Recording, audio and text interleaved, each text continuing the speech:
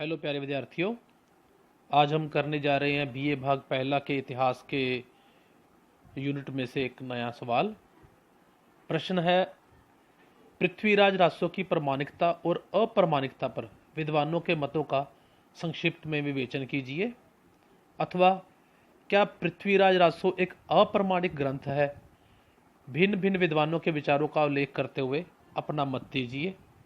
अथवा पृथ्वीराज रासो एक विवादस्थ रचना है, इससे आप क्या समझते हैं? इस ग्रंथ की प्रामाणिकता व अप्रामाणिकता संबंधी विवाद का संक्षिप्त में विवेचन कीजिए। तो उत्तर में हम सर्वप्रथम भूमिका लिखेंगे। हिंदी साहित्य के आदिकालीन कवि चंद बरदाई द्वारा रचित पृथ्वीराज रासो को यदि हम हिंदी साहित्य का प्रथम महाकाव्य स्वीकार लें तो ये कदाचित गलत ना होगा। हजारों प्रश्नों पर लिखे गए इस ग्रंथ में कुल 69 समय अर्थात सर्ग या अध्याय हैं, परंतु इस ग्रंथ को लेकर इसकी प्रामाणिकता अप्रामाणिकता को लेकर जितना अधिक विवाद हुआ है उतना अन्य किसी ग्रंथ को लेकर नहीं हुआ। सर्वप्रथम फ्रांसीसी विद्वान ग्रासादा तासी ने इस महाकाव्य को प्रामाणिक घोषित किया।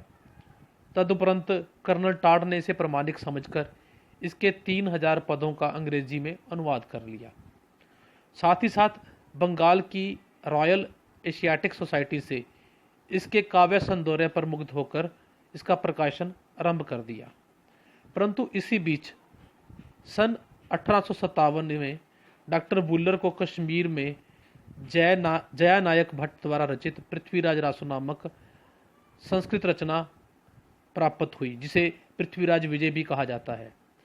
इस काव्य में वर्णित घटनाएं डॉक्टर वुलर को ऐतिहासिक दृष्टि से अधिक प्रामाणिक प्रतीत हुई और उन्होंने पृथ्वीराज रासो का प्रकाशन रुकवा दिया, क्योंकि डॉक्टर वुलर द्वारा पृथ्वीराज रासो की प्रामाणिकता पर संदेह व्यक्त किया गया। दूसरी ओर पृथ्वीराज रासो की भिन्न भिन्न जो प्रतियां प्राप्त हो रही थी, उससे इसके एक तरह से 4 संस्करण पैदा हो गए, जिसने विद्वानों में प्रायः इसको लेकर संदेह भी बना दिया। परिणाम ये हुआ कि भारतीय विद्वानों में सर्वप्रथम जोधपुर के कविराज मुरारीदान और उदयपुर के कविराज श्यामलाल दास को रासो की प्रामाणिकता पर संदेह होने लगा।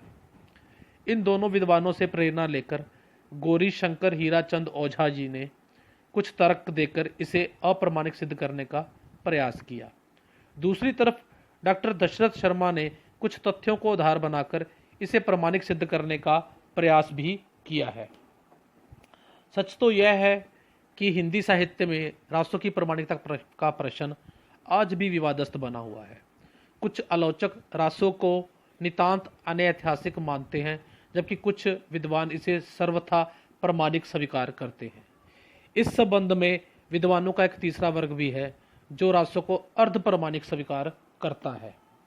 इससे क्या हुआ कि विद्वानों के 3 वर्ग हमारे सामने बन के आ गए, जिसके बारे में हम चर्चा करेंगे। सबसे पहले हमारे पास आता है अप्रामाणिक मानने वाले विद्वानों का वर्ग।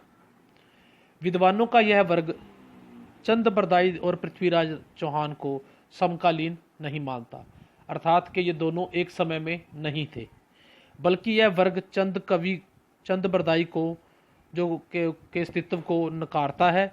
इस वर्ग की मान्यता के अनुसार रासो पूर्णतः अप्रामाणिक रचना है। इस पक्ष के समर्थकों में कविराज श्यामलाल दास, कविराज मुरारीदान, गौरीशंकर हीराचंद ओझा, डॉक्टर वुलर, मुंशी देवी प्रसाद तथा आचार्य रामचंद्र शुक्ल आदि जैसे विद्वानों के नाम उल्लेखनीय है। दूसरा वर्ग जो है वह है प्रामाणिक मानने वाले विद्वानों का वर्ग। विद्वानों का यह वर्ग चंद बरदाई को पृथ्वीराज चौहान का समकालीन मानता हुआ रासो के वर्तमान रूप को भी प्रामाणिक स्वीकार करता है। इस वर्ग में श्याम सुंदर दास, ग्रासादा तासी, कर्नल टाड, मथुरा प्रसाद दीक्षित, मिश्र बंधु आदि जैसे विद्वानों के नाम लिए जा सकते हैं। एक तीसरा वर्ग इन दोनों से हटके निकल के आया, जिसने इस रचना को अर्ध प्रामाणिक कहा। तो हम लिखेंगे कि अर्ध प्रामाणिक मानने वाले विद्वानों का वर्ग। इस वर्ग के अनुसार कवि चंद बरदाई और पृथ्वीराज चौहान समकालीन थे। रासो का मूल रूप प्राप्य है, मतलब अभी तक पूरी तरह से मूल रूप प्राप्त नहीं है। जो रूप प्राप्य है या प्राप्त है उसमें काफी परिवर्तन और परिवर्धन हुआ है। डॉक्टर सुनीति कुमार चटर्जी, मुनिजन विजय, अगरचंद नाटा, डॉक्टर दशरथ शर्मा और डॉक्टर हजारी प्रसाद द्विवेदी आदि सिरखे विद्वान जो हैं वो इसे अर्ध प्रमाणिक रचना स्वीकार करते हैं। आइए अब हम देखते हैं कि इसको तथ्यों के आधार पर कैसे परखा जा सकता है। सबसे पहले हमारे पास आते हैं अप्रमाणिक मानने वाले विद्वानों का मत। इस ग्रंथ की प्रमाणिकता के तीन मुख्य कारण हैं। इस ग्रंथ की अप्रमाणिकता के मुख्य रूप से तीन कारण हैं: घटनाओं की असमानता, काल की असमानता तथा भाषा संबंधी अव्यवस्था।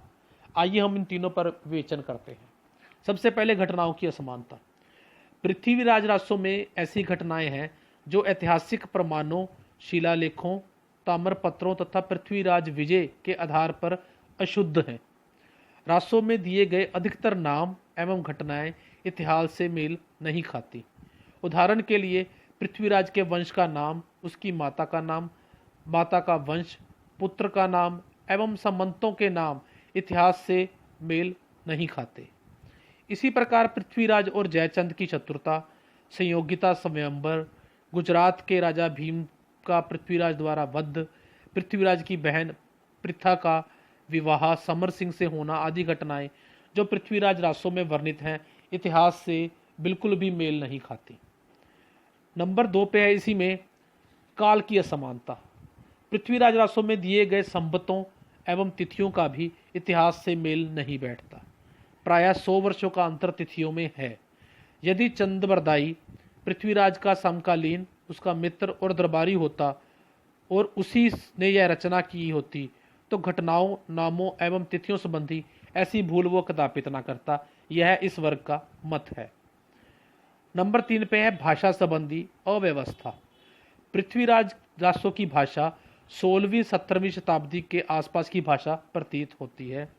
जिस प्रकार की शब्दावली और जिस प्रकार के व्याकरण रूपों का प्रयोग रासों में मिलता है वह 12वीं 13वीं शताब्दी का दिखाई नहीं पड़ता। अपितु ऐसा लगता है कि यह 16वीं से 17वीं शताब्दी के आसपास बैठता है। इन सभी कारणों से पृथ्वीराज को कुछ विद्वानों ने ना तो भाषा के इतिहास के और ना ही साहित्य के जिज्ञासुओं के काम का स्वीकार किया है।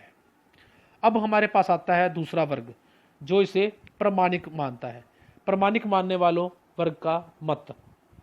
पृथ्वीराज रासों को प्रामाणिक मानने वाले विद्वानों का मत है कि आज जो रासों उपलब्ध है उसमें बहुत से प्रक्षिप्त अंश जुड़े हुए हैं, अर्थात के कुछ अंश जो हैं वो जोड़ दिए गए हैं या बाद में उसमें ऐड किए गए हैं। वास्तव में चंद्रबरदाई पृथ्वीराज का समकालीन था और पृथ्वीराज रासो ग्रंथ भी उसी ने लिखा, लेकिन वह मूल रूप से आज अप्राप्य है, मतलब वो मूल रचना जो उसने लिखी थी वो आज प्राप्त नहीं है। वह इसके लिए तर्क देते हुए कहते हैं कि पृथ्वीराज रासो की जितनी अधिक पुरानी प्रतियां मिलती हैं उसमें काल, घटना एवं नामों संबंधी त्रुटियां उतनी ही कम मिलती हैं। इससे यह प्रतीत होता है कि यदि इनसे भी पुरानी प्रतियां पृथ्वीराज रासो की मिल जाएं तो उसमें यह त्रुटियां होंगी ही नहीं। इस संबंध में डॉक्टर दशरथ शर्मा का कहना है, सारांश यह है कि अपने मूल रूप में रासों की ऐतिहासिकता अक्षुण्य है। इस समय आवश्यकता इस बात की है कि बीकानेर की प्रति से भी पुरानी प्रति की खोज की जाए या उसे खोज निकाला जाए। अब हमारे पास बचता है तीसरा वर्ग जो इसे अर्ध प्रमाणिक स्वीकार करता है। अर्ध प्रमाणिक मानने वाले वर्ग का मत। डॉक्टर हजारी प्रसाद द्विवेदी प्रभृति विद्वान जो पृथ्वीराज रासों को अर्ध प्रमाणिक मानते हैं कहते हैं पृथ्वीराज रासों का काव्य रूप 12वीं शताब्दी के आसपास का है और इसमें प्राचीन काव्य रूढ़ियों का सुंदर निर्वाह हुआ है। वह विशुद्ध ऐतिहासिक रचना न होकर काव्य है। यह बहुत बड़ी बात है हमारे लिए। काव्य में इतिहास के साथ कल्पना का भी मिश्रण हो सकता है, अतः अनैतिहासिक होने से ही पृथ्वीराज रासों को अप्रमाणिक नहीं कहा जा सकता, क्योंकि इसका मूल रूप आज उपलब्ध नहीं है। आज जिस रूप में यह ग्रंथ उपलब्ध है उसमें बहुत से अंश जो हैं वह प्रक्षिप्त हैं। इसलिए इस रचना को अर्ध प्रमाणिक माना जाना चाहिए, ये उनका मत है। निष्कर्ष निकाल सकते हैं हम आप उसमें अपना मत देंगे कि उपरोक्त विवेचन से यह बात स्पष्ट होती है कि रासो पूर्णतः अप्रमाणिक रचना नहीं है। ऐतिहासिक तथ्यों में कल्पना का समावेश किया गया है, यह बात मान्य है। प्रक्षिप्त अंशों को जोड़ने के कारण काव्य का मूल रूप जो है वह विकृत हो गया है। इस संबंध में डॉक्टर नगेंद्र के शब्द का कहना है कि अतः प्रक्षिप्तांशों या इतिहास विरोधी कथनों के आधार पर पृथ्वीराज रासो को अप्रमाणिक मानना उचित नहीं है। चंद ने पृथ्वीराज के जीवन की घटनाओं का जैसा सुंदर वर्णन किया है, उसे देखकर यही प्रतीत होता है कि वह पृथ्वीराज का समकालीन कवि था। अतः रासो को अप्रमाणिक कहना ठीक नहीं है। इसमें यदि कोई सत्यांश झलकता है तो वह बस इतना कि पृथ्वीराज रासो में पर्याप्त प्रक्षिप्तांशों का समावेश हुआ है। भले ही आज तक विद्वान रासो को अप्रमाणिक या प्रमाणिक कहते हुए अपने अपने मत देते थकते नहीं हैं, परंतु इतना तो निर्विवाद रूप से स्वीकार किया जा सकता है कि पृथ्वीराज रासो आदिकाल की सर्वोत्तम कृति है। इसमें भाव और कला का मणिकांचन संयोग देखने को मिलता है। रसात्मकता की दृष्टि से इस ग्रंथ की गणना हिंदी के श्रेष्ठ काव्यों में की जा सकती है। हिंदी के सर्वप्रथम महाकाव्य के रूप में इसे प्रतिष्ठित किया जा सकता है और यह प्रतिष्ठित हो भी चुका है। चंद हिंदी का सर्वप्रथम महाकवि बन जाता है। ऐतिहासिक दृष्टि से भले ही उसका महत्व उपेक्षणीय हो, मतलब कि पृथ्वीराज रासो ग्रंथ का जो महत्व है वो ऐतिहासिक दृष्टि से बेशक ही कम हो, किंतु साहित्यिक दृष्टि से यह ग्रंथ अद्वितीय स्वीकार किया जा सकता है। धन्यवाद विद्यार्थियों, जल्द ही मिलते हैं नए प्रश्न के साथ।